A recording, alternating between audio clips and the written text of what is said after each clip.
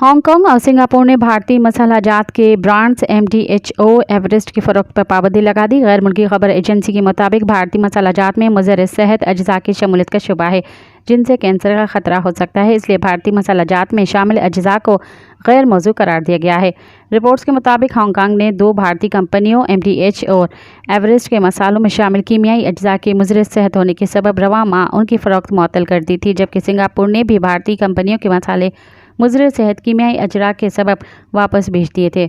Hong Kong और Singapore की जानिब से भारतीय मसाला जात पर पाबंदी के बाद भारतीय फूड सेफ्टी अथॉरिटी ने कहा है कि वो इस मामले की तहकीकात कर रहे हैं। मज़ीद ख़बरन ऐं तफ़सीलात लाइ विज़िट कयो असांजी वेबसाइट www.awamiNewsHD.com ऐं ॾिसंदा रहो अवामी न्यूज़ HD।